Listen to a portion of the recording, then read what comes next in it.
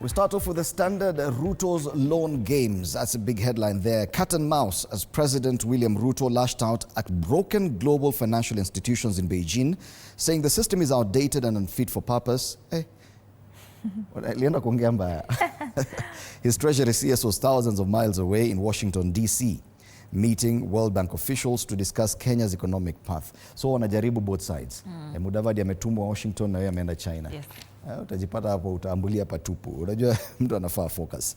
Since taking office, Ruto has made a habit of playing both sides, critic abroad and collaborator at home. And some of the private sector deals that have been signed in China, inaitwa the Dragon Country, ziko pale kwa front page ya The Standard. Moja anasema 3.9 billion shillings, Shandong Jialegia commits 3.9 billion shillings for poultry farming in Kajiado. Kuna nyingine, Zonkeng Group to pump 41.6 billion shillings into aloe vera processing plant in Baringo. China Wuyi to invest 19.5 billion shillings in a special economic zone in Kilifi. And Penfeng Investment Limited and Shangzheng Apparel Group to invest 2.6 billion shillings in textile farm in Kajiado. Kajiado imeangukia deals mbili. Moja ya poultry farming na textile farm. Alafu kuna about 143 billion shillings, which is the value of Ruto's deals before meeting China President Xi Jinping. Hey, tayari 143 billion shillings. Mbeho. Alisema it's hard to get compliments in Kenya. Hapa na hata singoje, ni Mkenya kama sisi. Hata sisi tunajua ushaipata compliment ya Mkenya, ni ngumu sana. Karibu nikupesa hii but no. Pale juu a different story altogether. Obado admits affair impregnating Sharon. There's a former Migori governor who gave an emotional courtroom testimony admitting that affair with slain student Sharon Otieno. And he says it was an open secret, but family denies involvement in her murder. That story is on page 8 of this paper. How Pope's burial breaks with tradition. Just a slight mention of Pope Francis's burial. And that story, at least in the inside pages, have still dedicated 2 pages, pages 2 and 3. Transformative Pope who catapulted more women to high offices in church, and how the Pontiff's burial will break Vatican traditions. Yeah. So he'll be buried on Saturday at 11 a.m. at St. Peter's Square rather than St. Peter's Basilica, marking a departure from a century of papal burial traditions. Yeah. Interesting. Back page of the Standard, Guardiola joy as Man City keep Champions League hopes alive. Yeah, he admitted his world celebration of Mateus Nunes' stoppage time winner against Aston Villa felt strange because Manchester City don't score as many late goals as their Premier League rivals. All right, so matters EPL on the back page of the Standard. That's the Standard today. Taifa Leo kwa Raila si kuzuri, uteuzi wa mpwa wake serikalini umetonesha kidonda, huku wengi mitandaoni wakisema ni ushirikiano wa mlo. Kinara wa ODM Raila Odinga anakumbwa na shinikizo kali kutoka ngome yake ya Nyanza avunje ndoa yake ya kisiasa na Rais William Ruto kunusuru sifa yake kama mwana mageuzi. Kauli za gavana wa Siaya James Orengo na mwenzake wa Kisumu Profesa Nyang'nyong'o kuhusu utawala wa Rais William Ruto wa Kenya Kwanza zimeongeza shinikizo za kumtaka Odinga ajiondoe serikalini. Wale wachache ambao wanaelewa siasa za Kenya na za ODM wanajua Orengo na Nyang'nyong'o wakizungumza hao ni nani? Ni hivyo. Vidokezo vinginevyo ni korti yalegeza kamba kwa Waititu, amepewa ruhusa ya kurekebisha ombi lake la kutaka kuachiliwa kwa dhamana. Wazee wa Kaya waonya Spika Kingi, wamtaka akome kuingilia kazi ya mkuu wa bodi ya usimamizi wa bandari KPA. Vilevile maelfu wajitokeza kuaga Papa. Anasema kwamba maelfu walijitokeza kumwaga Papa baada mwili wake kupelekwa kanisa la Mtakatifu Petro. Kule juu, kanisa la Mauti lafungwa na kanisa Migori lilifungwa kwa usalama wa waumini na jamii. Funny enough, walikataa kutoka police station ya Rongo. Walisema hawatoki hapo. They will stand in solidarity with each other. Wow. Shaka hola much. Ukatili, familia moja ya watu 9 ikiangamizwa na watu 9 wa familia moja waliuawa mapema Jumatano kwa kuchomwa moto. of course, land wrangles. Habari ya kutatanisha kweli hapo kwenye ukurasa wa mbele wa Taifa Leo. Tuangazie gazeti lingine, Daily Nation, and I think that's the main story there. Family of 9 burnt to death in land row, wiped out a man, his wife, and their 7 children.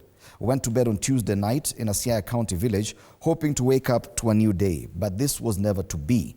With their house locked from outside, they all died a painful death in a horror arson attack. Their screams for help choked by huge plumes of smoke as they were consumed by raging flames in the dead of night.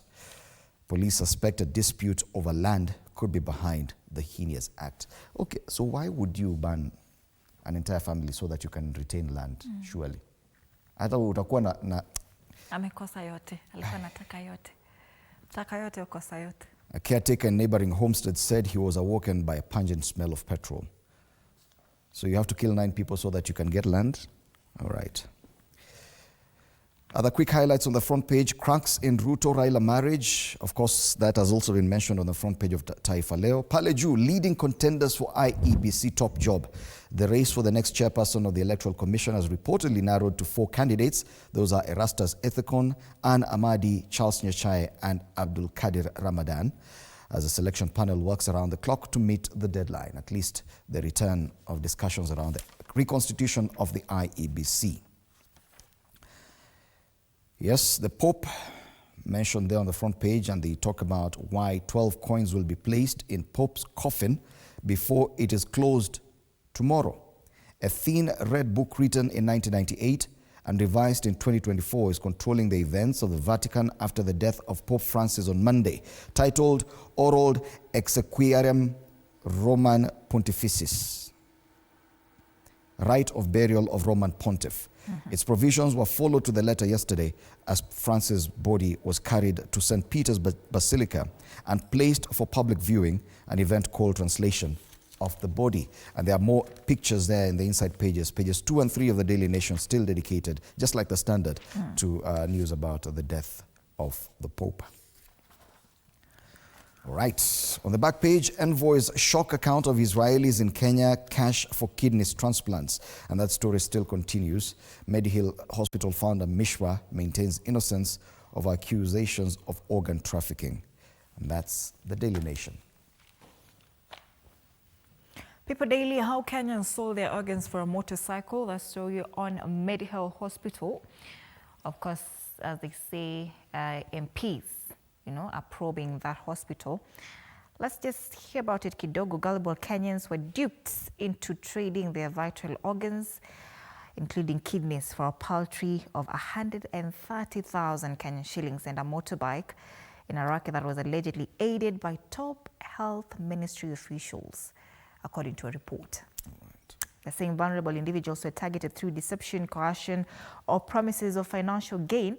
Sometimes victims were abducted or misled about the nature of the medical procedure.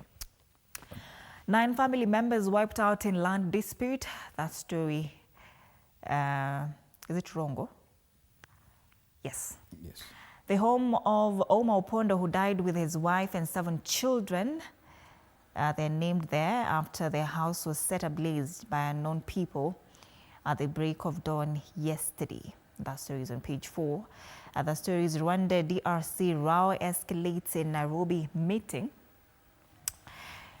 Page 2, and on the top strip, a simpler funeral for Pope who shunned papal trappings. All right. On the Star, they talk about Ruto's team furious over ODM hostility. We've seen this story on a different paper as well. I think it was Taifa Leo. Some ODM officials accused Kenya Kwanza of betraying campaign pledges. We've listened to the governor of Kisumu, who wrote a very stinging statement yesterday. President William Ruto's allies are sounding the alarm over what they describe as a calculated campaign of political hostility, attacks against the administration by ODM luminaries. And they're quoting the governors of Siaya and Kisumu. Hey, what a last kweli. Eh? 2.5 years to the elections. They will. More stories there. Rain wreak havoc in Nairobi's Mathare slums. Hiyo mvua kidogo tu hivi, tunaanza kulialia. No people died. Very sad. I saw the governor on TV yesterday talking about tungoje mvua ikwishe, then you'll see what will happen. Roads levies debate allow counties to manage fund, and this is one of those issues that ODM is crying about. This is a third governor, Abdul Swamad Nasir of Mombasa, is an ODM governor. The story is on page 16. Already 2 governors have spoken against the government and what it's doing to devolution. Now a third governor does the same. A third ODM governor doing the same. That's the Star. Matters Business Daily, how Brook Farm won 2 billion shillings affordable housing contract, and a cash-strapped farm unable to settle 1.8 million shillings debt was in January handed 2 billion shillings affordable housing tender, raising questions over the evaluation of financial bids ahead of offering state contracts. Now, the State Department of Housing awarded the little-known Jasur contractors the tender to construct affordable houses in Loitoktok, Kajiado County, triggering an uproar from other bidders. Fresh details have emerged in separate court cases indicating that Jasur contractors is broke. Right. KRA seeks return of small farms to e-teams, and the KRA is seeking repeal of a law that exempted small businesses and farmers from the electronic tax invoice management system, that is e-teams, for undermining efforts to widen the tax base and catch cheats. The story about Pope Francis' farewell journey is also given space here on the front page of the Business Daily. Pope Francis' body is carried in a coffin to St. Peter's Basilica on the day of its translation at the Vatican yesterday. And the Pontiff's funeral will be held on Saturday in St. Peter's Square in a solemn ceremony that will draw leaders from around the world. On the ticker, IMF sees slower Kenya growth and stable inflation. Kenya to overtake Ethiopia as region's largest economy. Australian companies eye Kwale rare earths, and hope of refunds fades for crypto platforms hacking victims. That's the Business Daily. All right. Let's take a look at the cartoons today. Once again, remember, coming up at 6:30, State of the Nation with Senator Karen Nyamu, Mwalimu Wilson Sossion, and Wakili Boniface Nyamu. Do stand by for that. On the cartoons today, we start off with the one on the People Daily, talking about the election of a new pope. So kuna watu wanaangalia pale na ile moshi imetoka ni ya black. So wanasema, I guess the black smoke means that the next pope will be a black African. Well, there's a possibility, at least 3 cardinals from Africa do stand a chance. There's one from Ghana, another one from Guinea, and the third one from the DRC.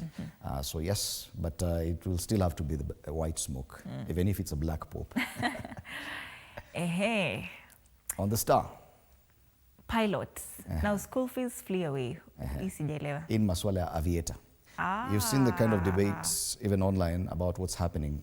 The betting. To many people who are betting through the aviator. Yes. Many cases of suicide have been reported. Yes. So this person here, who's a pilot, alisha gamble away school fees. School fees flew away, and alafu kuna kitanzi hapo next.